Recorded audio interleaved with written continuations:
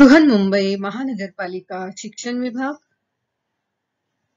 Virtual training centre द्वारा मैं भारती सरोदे आपका स्वागत करती हूँ।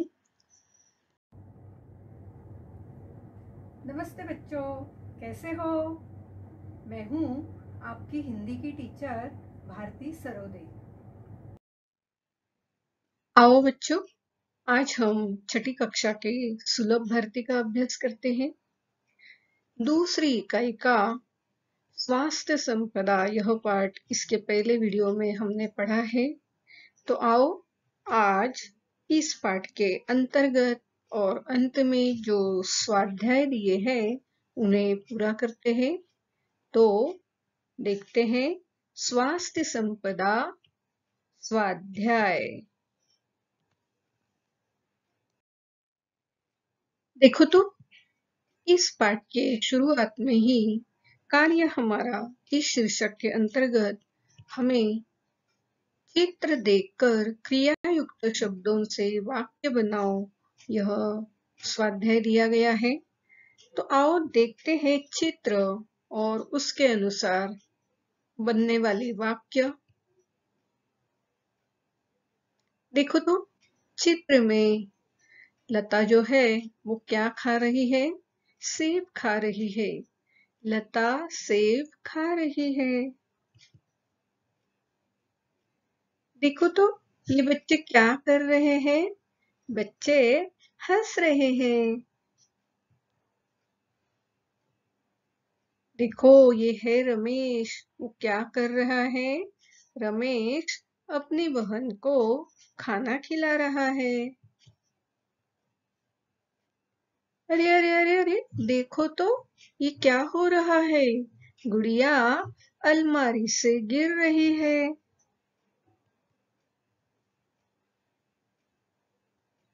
क्या देख रहे हो आप? माँ बच्चे को सुला रही है। अरे वाह, शाबाश, ये बच्चा कितना होशियार है।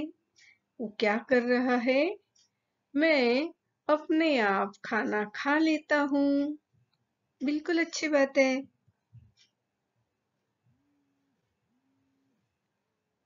यहाँ देखो तो छोटी सी लड़की है और माँ उसे खाना खिला रही है। तो इस चित्र से वाक्य बनेगा, माँ अपनी बिटिया को खाना खिलाती है। कितना अलग सा यह स्वाध्याय है। मजा आया ना इसे पूरा करते हुए? स्वयं अध्ययन। डाक टिकटों का संकलन करके प्रदर्शनी का आयोजन करो।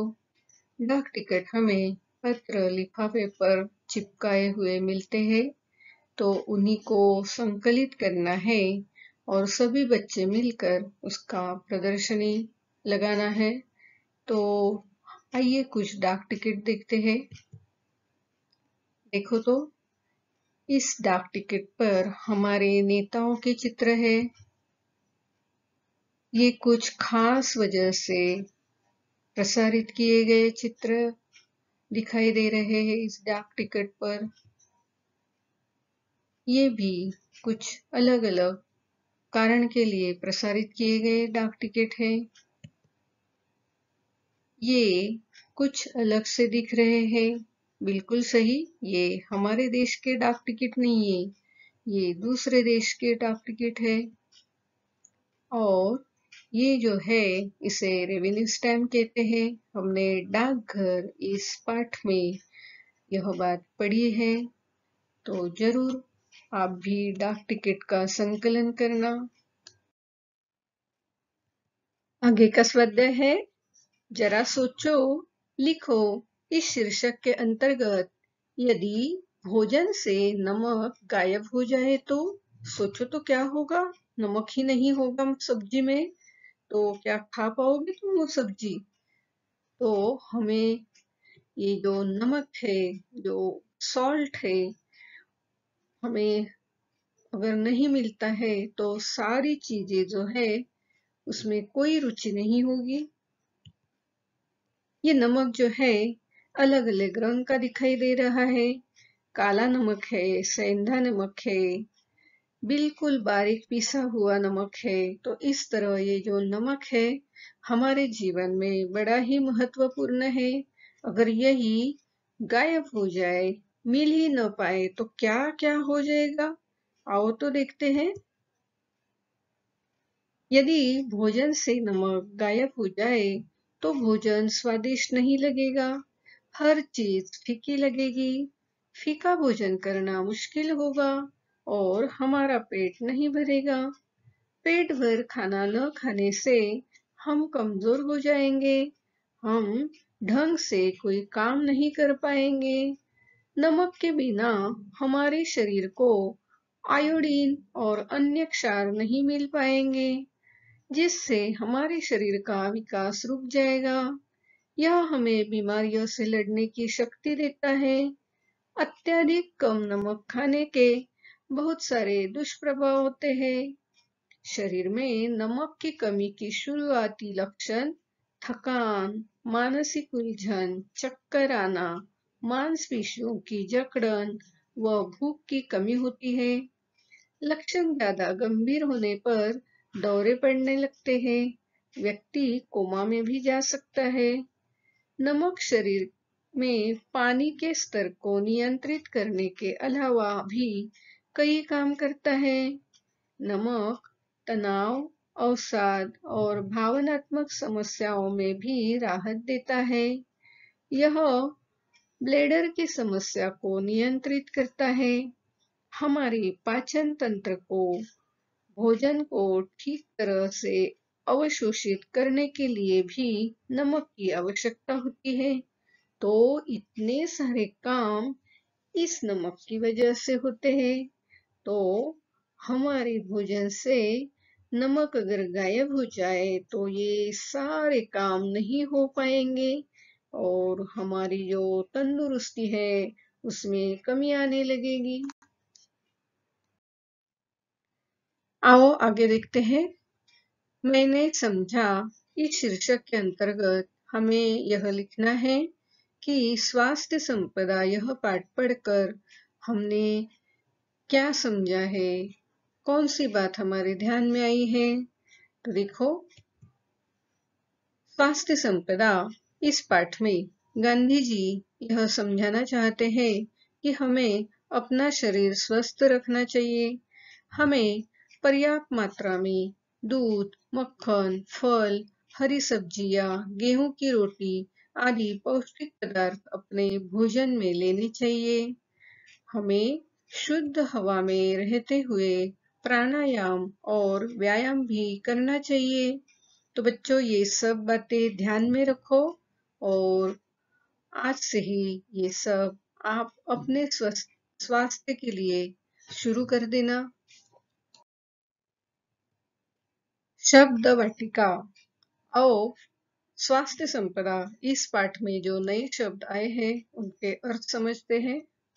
स्वास्थ्य यानी आरोग्य या निरोगता, अमानत यानी धरोहर या थाती, यथासंभव तो जितना हो सके उतना, डली यानी छोटा सा टुकड़ा, उद्वेग यानी प्रबलता या आवेश, रक्षक यानी रक्षा करने वाला, उचित इसका मतलब है योग्य, निर्दोष यानी दोष रहित, साग जिसका मतलब है तरकारी, शाक या सब्जी, हजम होना यानी पाचन होना, चोकर गेहूं का आटा छानने के बाद बचा हुआ जो भाग होता है उसे चोकर कहा जाता है। सर्वोत्तम यानी सर्वश्रेष्ठ, हर्ज यानी नुकसान या हानि, इजाजत इसका अर्थ है अनुमति, अति इसका मतलब है बहुत, ज्यादा या अत्यंत, यथा योग्य जिसका मतलब है यथोचित या मुनासिब। तो बच्चों, ये शब्द जो है इनका अर्थ जो है ध्यान में रखना है और अपने कॉपी में ये जरूर लिखना है। खोजबीन इस शीर्षक के अंतर्गत खादी का कपड़ा कैसे बनाया जाता है, इसकी जानकारी प्राप्त करके लिखो। क्या तुम्हें पता है खादी का कपड़ा कैसे बनता है, किस चीज से बनता है? नहीं पता? तो आओ जान लेते हैं। खादी हाथ से बनाए जाने वाले वस्त्र को कहते हैं। खादी वस्त्र सूती, रेशम या ऊन के भी हो सकते हैं। इन कपड़ों के लिए बनने वाला सूत चरखे पर काटकर बनाया जाता है। फिर उस सूत से जुलाहा हथकरघे पर कपड़ा बुनता है। हाथ से बुना यह कपड़ा कुछ मोटा होता है। इसी कपड़े को खादी कहते हैं। खादी के कपड़ों की यह विशेषता है कि यह गर्मी में शरीर को ठंड का एहसास दिला देते हैं और ठंडी में शरीर को गर्मी प्रदान करते हैं।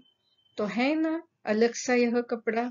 आप भी मौका मिले तब जरूर खादी का वस्त्र लेना, पहनना और यह अनुभव कर लेना।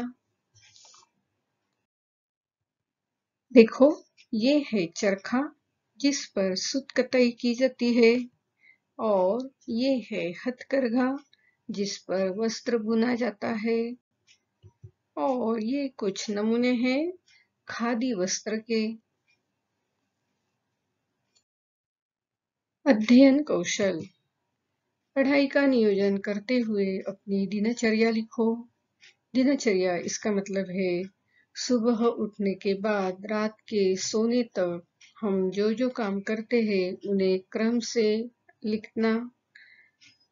हर एक की दिनचर्या अलग अलग होती है, तो यहाँ मैं उदाहरण के तौर पर दिनचर्या कैसे लिखी जाती है यह दिखाने की कोशिश कर रही हूँ, लेकिन आप अपनी ही दिनचर्या अपनी कॉपी में लिखनी है। मेरा स्कूल सुबह 7:30 बजे से दोपहर 2 बजे तक रहता है। मैं 2:30 बजे घर आ जाता हूँ।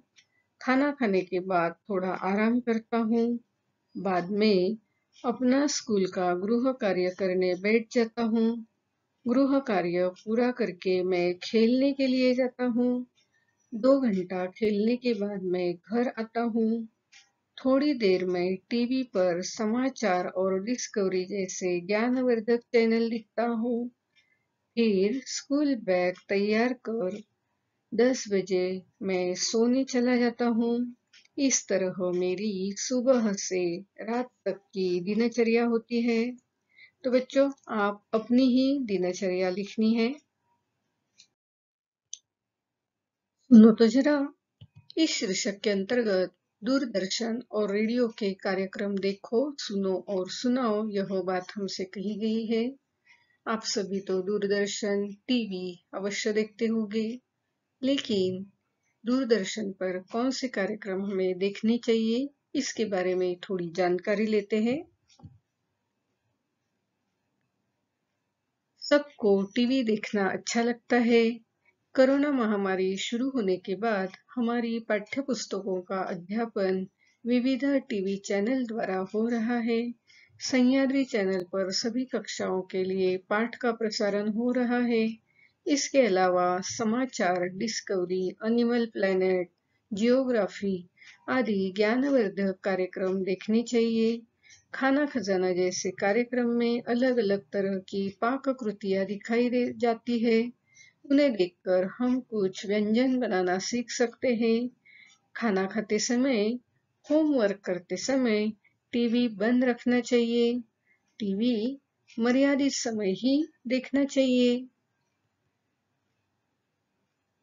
रेडियो पर भी समाचार, कहानी सुनो, सामाजिक उपक्रम और गाने के अलग अलग प्रकार के कार्यक्रम होते हैं। उन्हें जरूर सुनना चाहिए। गाने सुनने से हमारा मन खुश होता है। रेडियो का फायदा यह है कि आप अपना दूसरा काम करते करते रेडियो सुन सकते हो। उसके लिए अलग सा वक्त नहीं देना पड़ता है। रेडियो से हमारी श्रवण शक्ति का विकास होता है। तो अवश्य इस प्रकार आप अच्छे टीवी प्रोग्राम देखें और रेडियो पर ये सारी बातें सुने।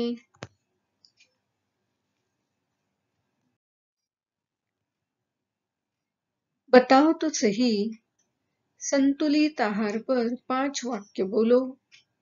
अभी हमने स्वास्थ्य संपदा इस पाठ में स्वास्थ्य के लिए कौन सी चीजें खाना अच्छी बात है यह समझा है, पढ़ा है।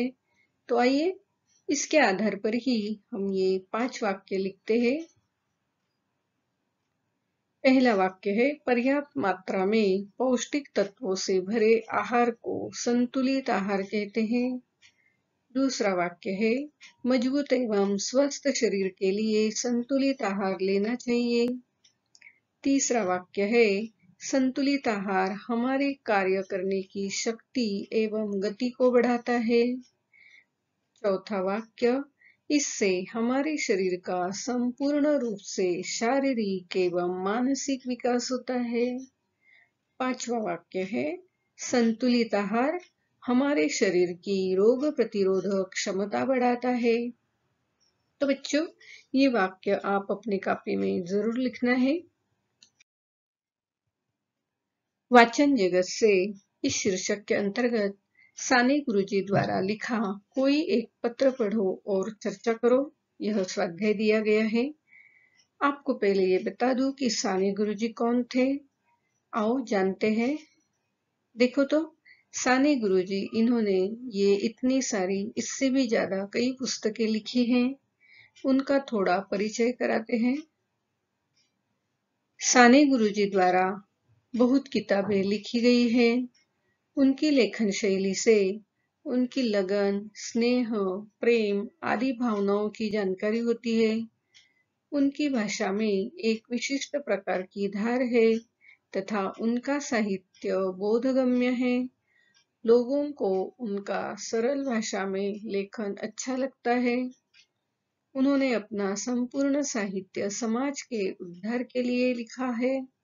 बेहद सरल, मार्मिक, दिल को छू लेने वाली भाषा, यह साने गुरुजी की विशेषता है। सुधा, यह उनके भाई की लड़की थी, जिसे साने गुरुजी ने जो पत्र लिखे वो सुंदर पत्र इस नाम से प्रसिद्ध है। उन्हीं में से एक पत्र हम पढ़ते हैं। देखो, साने गुरुजी का सुंदर पत्र हम पढ़ते हैं। प्रिय सुधा को मेरा प्यार भरा आशीर्वाद। आपको मेरे पत्र का इंतजार रहेगा। कभी कभी मैं एक पत्र भी नहीं लिख सकता। कभी कभी दूसरे काम में चले जाते हैं। कभी कभी कभी मन दुखी होता है। बच्चों को प्रसन्न मन से लिखना चाहिए। टॉल्स्टॉय एक महान लेखक है। वह कहीं लिखता है कि गुस्से में माँ का दूध भी जहरीला होता है। उसका गुस्सा उस दूध में उतरता है। बच्चों को खाना खिलाते समय माता का मन प्रसन्न होना चाहिए, लेकिन मुझे लगता है कि हर छोटी बड़ी चीज करते समय मन खुश होना चाहिए। प्रसन्नता प्रभु का आशीर्वाद है। हमें बच्चों के साथ दयालुता से पेश आना चाहिए।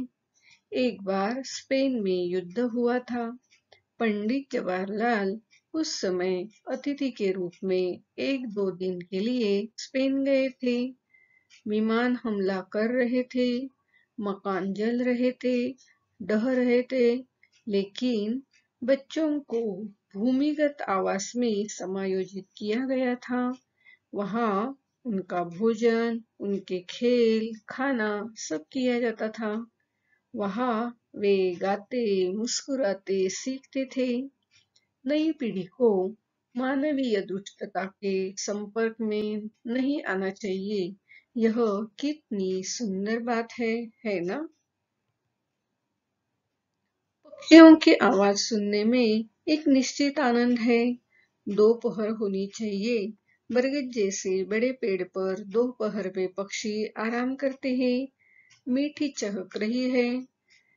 ऐसे समय में अपने सिर को पेड़ के तने के पास रखते हुए चहकते हुए सो जाना एक सुखद आनंद है। एक बच्चे के रूप में मैं पक्षियों से बेहद प्यार करता हूँ। सुधा, फिर से बहुत ठंड पड़ रही है। इस साल क्या है? होली जल रही है, ठंड बढ़ रही है। हम कहते हैं, लेकिन हवा में अभी भी बर्फ है, सर्द हवाएं चल रही है। तुम्हारा अन्ना, यहाँ ये पत्र पूरा हो गया है। तो इस तरह की सारी पत्र जो है, सुंदर पत्र इस किताब में संग्रहित है। आपको मौका मिले तो जरूर यह पत्र पढ़ लेना।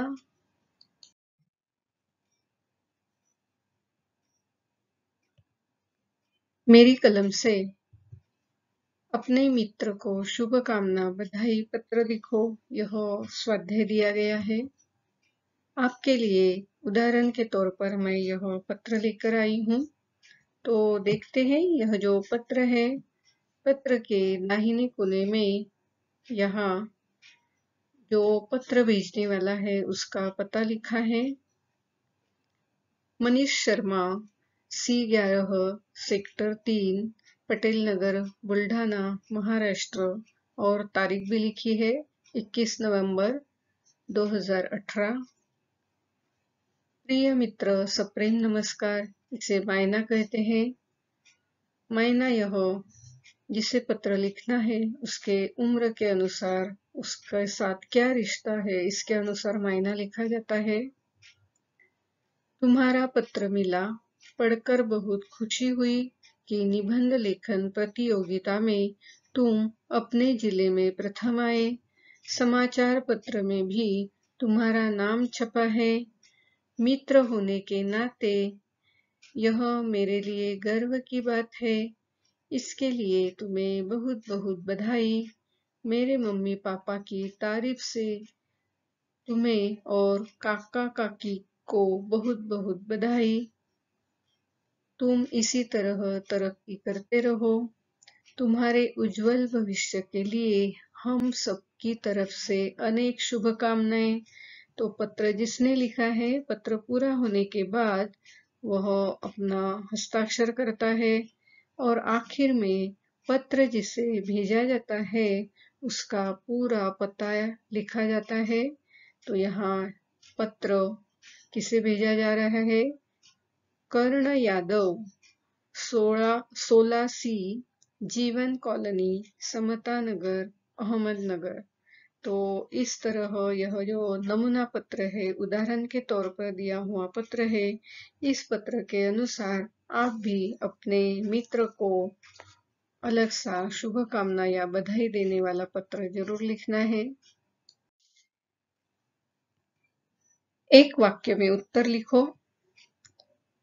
जैतून के तेल की जगह मक्खन क्यों लिया जाना चाहिए?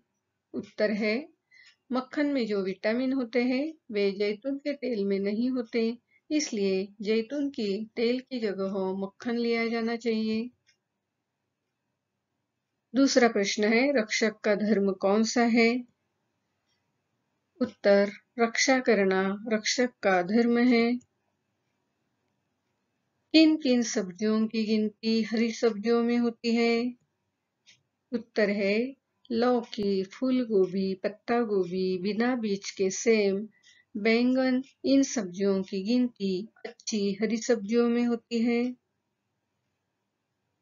फेफड़ों के लिए क्या अति आवश्यक है? उत्तर, 24 घंटे शुद्ध से शुद्ध हवा श्वास के लिए फेफड़ों के लिए अति आवश्यक है। सदैव ध्यान में रखो, नवयुवकों की शक्ति देश हित में लगनी चाहिए। तो इसके बारे में जान लेते हैं। मनुष्य के अंदर उसके पूरे जीवन में सबसे अधिक ऊर्जा युवावस्था में होती है। इस उम्र में अधिक से अधिक मुश्किल कार्य वह कर सकता है। मनुष्य का कर्तव्य होता है कि वह अपने परिवार और समाज के साथ साथ देश विकास के लिए भी कार्य करे। अतः नवयुवक या युवा वर्ग को शक्ति देश हित में लगानी चाहिए, जिससे देश ज्यादा से ज्यादा सफलता प्राप्त कर सके। युवा शक्ति देश और समाज की रीढ़ होती है। युवा देश और समाज को नए शिखर पर ले जाते हैं। युवा देश का वर्तमान है तो भूतकाल और भविष्य के सेतु भी है। युवा देश और समाज के जीवन मूल्यों के प्रतीक है। युवा गहन ऊर्जा और उच्चतम महत्वाकांक्षाओं से भरे हुए होते हैं। उनकी आंखों में भविष्य के इंद्रधनुषी सपने होते हैं। समाज को बेहतर बनाने और राष्ट्र के निर्माण में सर्वाधिक योगदान युवाओं का ही होता है।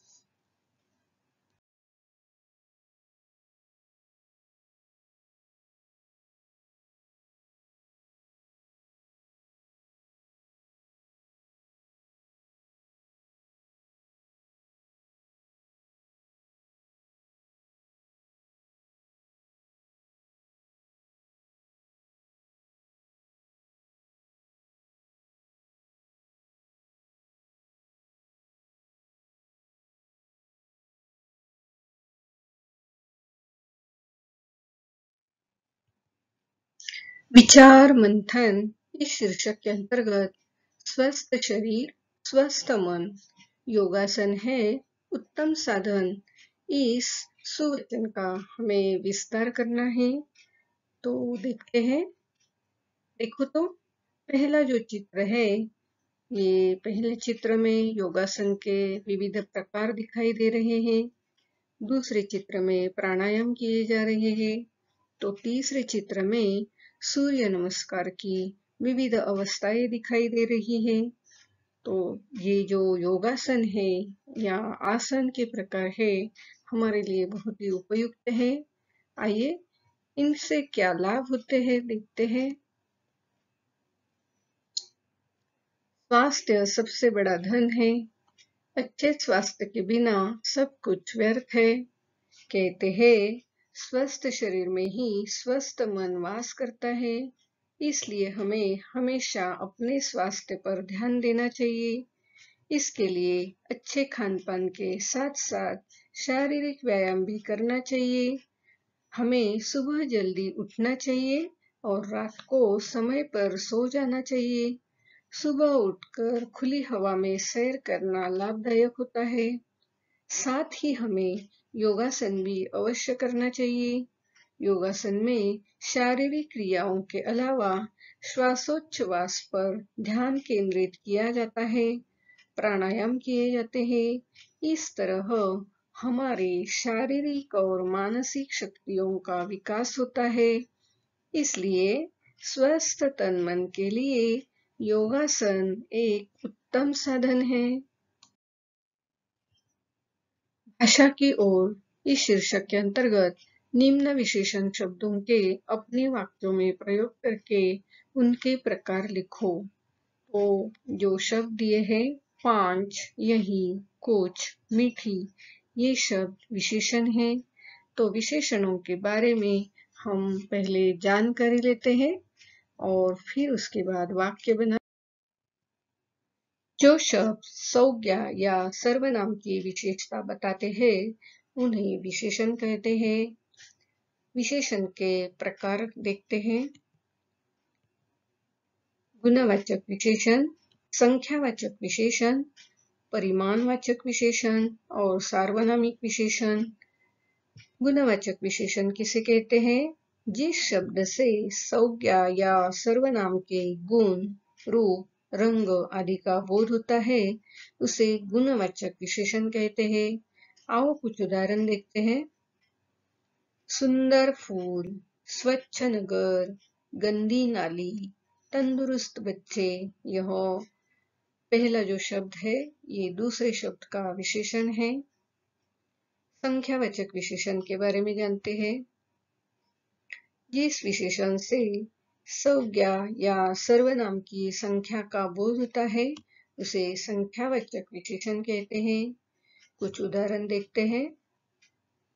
40 विद्यार्थी, दोनों भाई, दूसरी लड़की, हर एक बालक, यह कुछ संख्यावाचक विशेषण के उदाहरण हैं। आगे का है परिमाणवाचक विशेषण। जिस विशेषण से किसी वस्तु की नाप या तौल का बोध होता है, उसे परिमाणवाचक विशेषण कहते हैं। आओ इसके कुछ उदाहरण देखते हैं। 2 मीटर कपड़ा, 1 किलो चीनी, थोड़ा पानी, ग्लास भर दूध, यह इसके उदाहरण हैं। और सार्वनामिक विशेषण, जब कोई सर्वनाम शब्द संज्ञा से पहले आए और वह संज्ञा की विशेषता बताए तो उसे सार्वनामिक विशेषण कहते हैं। आओ इसके कुछ उदाहरण देखते हैं। वह आदमी, कौन छात्र, यह पेड़, वे मूर्तियां। तो हमने विशेषण के प्रकार जान लिए हैं। अब हमें जो शब्द दिए हैं उनके प्रकार जानकर वाक्य में उपयोग करते हैं। देखो पहला शब्द है 5। 5 यह क्या है? कौन सा प्रकार है विशेषण का? संख्यावाचक विशेषण। तो आइए वाक्य बनाते हैं। मैं रोज सुबह 5 बजे उठता हूँ। दूसरा विशेषण यही, यह कौन सा प्रकार है? याद करो तो। बिल्कुल सही, यह सार्वनामिक विशेषण है। तो इसका भी वाक्य में प्रयोग करते हैं। यही लड़का कल स्कूल नहीं आया था। आगे का शब्द है कुछ।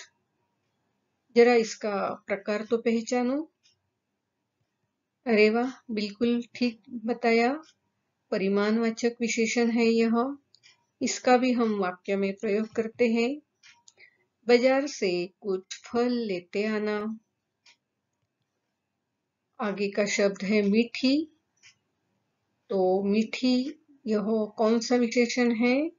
यह गुणवाचक विशेषण है। इसका हम वाक्य में प्रयोग करते हैं। मुझे मीठी दही पसंद है। तो बच्चों, आज हमने विशेषण के जो प्रकार सीखे हैं, ऐसे विशेषण अपनी किताब में से चुनकर अपने कॉपी में जरूर लिखना है। स्वाध्याय। प्रश्न पहला, 5 फलों के नाम लिखो। प्रश्न दूसरा, 5 हरी सब्जियों के नाम लिखो। प्रश्न तीसरा, 5 तरकारियों के नाम लिखो। प्रश्न चौथा, 5 अनाजों के नाम लिखो। प्रश्न पांचवा, 5 दालों के नाम लिखो। देखो बच्चों, आज हमने स्वास्थ्य संपदा इस पाठ के अंतर्गत और अंत में दिए गए स्वाध्यायों को पूरा किया है। इस पाठ के द्वारा हमने क्या सीखा है कि हमें हर प्रकार के फल खाने चाहिए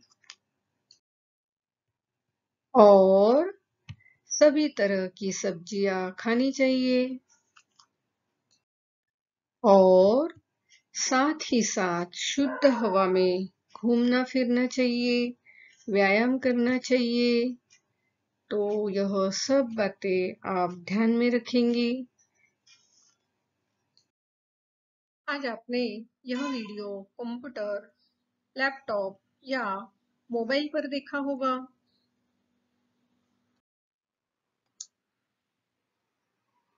वीडियो के नीचे आपको इस तरह का एरो दिखाई देगा। इस एरो को क्लिक करते ही आपके सामने डिस्क्रिप्शन बॉक्स खुल जाएगा। डिस्क्रिप्शन बॉक्स में आपकी कक्षा, विषय, घटक तथा शिक्षक का नाम होगा और साथ ही आपने जो वीडियो देखा है उस पर आधारित कुछ प्रश्न होंगे जिसके उत्तर आप अपने कॉपी में लिखना है। और हाँ, साथ में ही एक गूगल लिंक दी गई है। इस लिंक को क्लिक करके जो फॉर्म आएगा उसे आपको भरना है। इस तरह का गूगल फॉर्म आपके सामने खुल जाएगा जिसे क्लिक करके भरना है और अंत में यह जो सबमिट का बटन है उसे दबाना है। इस लिंक को क्लिक करके गूगल फॉर्म जरूर भरना। और हाँ, अगली बार वीडियो देखने के लिए छठी कक्षा का ये थंबनेल जरूर याद रखना। मेरा ये वीडियो आपको जरूर पसंद आया होगा, तो इसे लाइक कीजिए, शेयर कीजिए और सब्सक्राइब कीजिए। मेरा ये वीडियो ध्यान से देखने के लिए आप सभी को बहुत बहुत धन्यवाद।